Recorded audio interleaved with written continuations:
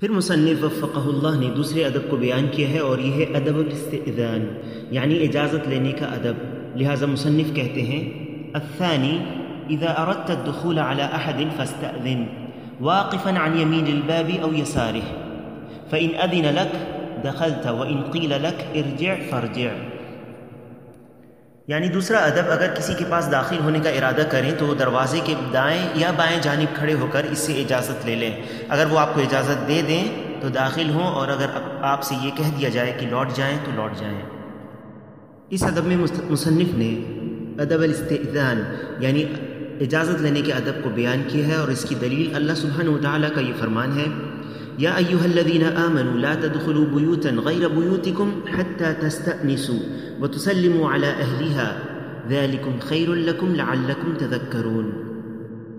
یعنی اے ایمان والو، اپنے گھر کے سوا اور گھروں میں نہ جاؤ جب تک کہ اجازت نہ لے لو اور وہاں رہنے والوں کو سلام نہ کر لو۔ اس آیت میں حتی تستأنسوا استئناس کا معنی ہے، جیسے کہ مفسرین کہتے ہیں معلوم کرنا، یعنی جب تک تمہیں یہ معلوم نہ ہو جائے کہ اندر کون ہے اور اس نے تمہیں اندر داخل ہونے کی اجازت دی ہے یا نہیں، اس وقت تک داخل نہ ہو۔ مصنف نے اس ادب میں 4 مسائل ذکر کیے ہیں۔ پہلا مسئلہ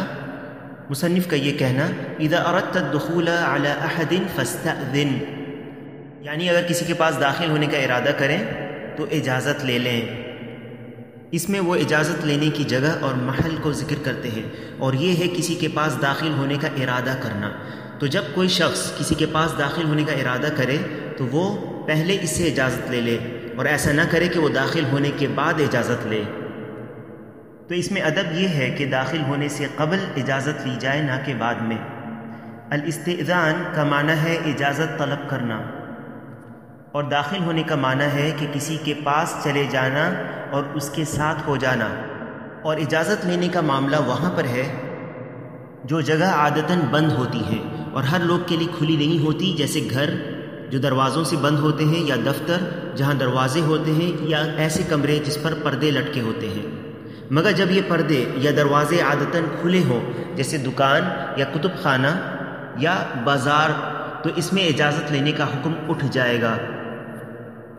کیونکہ یہ جگہ عادتاً یا عرفاً خاص نہیں ہوتی۔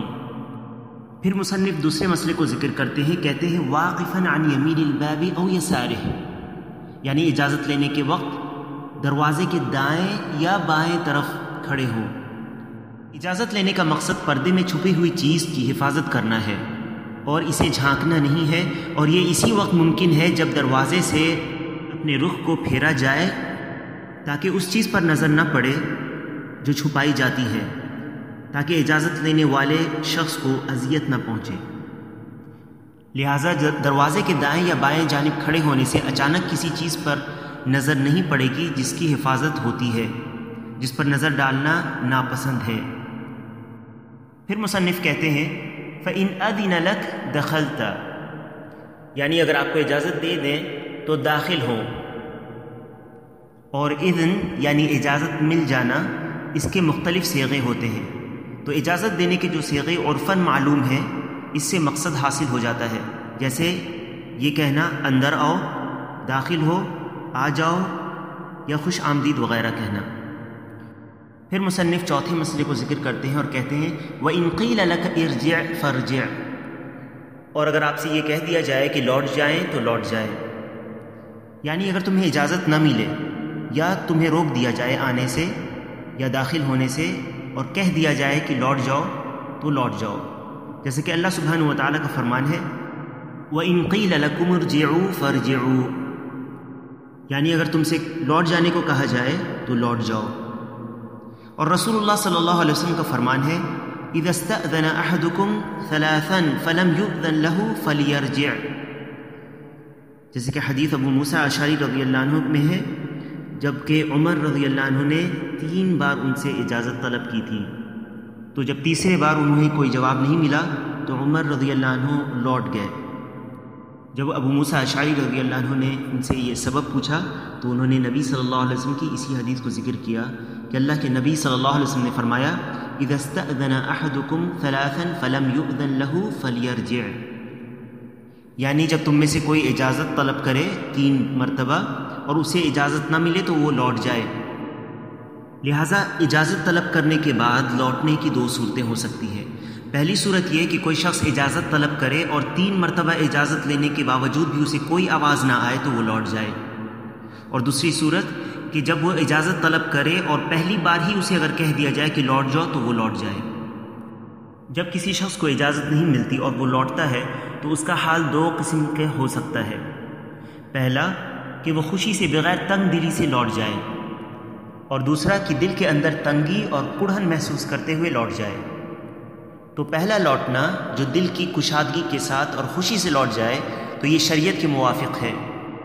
اور دوسری حالت کہ دل کے اندر تنگی اور کڑھن محسوس کرتے ہوئے اور بدظن ہو کر لوٹ جائے تو یہ شریعت کی مخالف ہے۔ یہ اس لیے کہ اللہ سبحانہ و تعالیٰ ہی نے اسے لوٹ جانے کا حکم دیا ہے، اور حقیقت میں اللہ کے حکم کو ماننا تسلیم کے ساتھ ہوتا ہے کہ اپنے اندر اللہ کے حکم کے تعلق سے کوئی بھی تنگی محسوس نہ کرے۔ لہٰذا اللہ تعالیٰ نے جب ہمیں لوٹ جانے کا حکم دیا ہے تو ہم لوٹ جاتے ہیں کیونکہ لوگوں کے اپنے عذر ہوتے ہیں۔ آخر میں ایک تنبیہ، اگر آپ اجازت لیں اور آپ سے پوچھا جائے کہ کون، تو میں نہ کہیں، بلکہ صراحت سے اپنی شناخت بتائیں جس سے آپ کی پہچان ہو سکے، کیونکہ بخاری نے جابر رضی اللہ عنہ سے روایت کیا ہے، کہتے ہیں اتیت النبی صلی اللہ علیہ وسلم فی دین کان علی ابی فدققت الباب فقال من ذا فقلت انا فقال انا کأنہ کرہہا۔ یعنی جابر رضی اللہ عنہ آئے نبی صلی اللہ علیہ وسلم کے پاس اس قرض کی ادائیگی کے لیے جو ان کے والد کے اوپر تھا۔ کہتے ہیں کہ میں نے نبی صلی اللہ علیہ وسلم کے دروازے کو کھٹکھٹایا تو آپ صلی اللہ علیہ وسلم نے پوچھا کون ہے؟ تو میں نے کہا میں۔ تو نبی صلی اللہ علیہ وسلم نے کہا انا یعنی میں، یعنی کہ جیسے کہ آپ صلی اللہ علیہ وسلم اسے ناپسند کر رہے تھے۔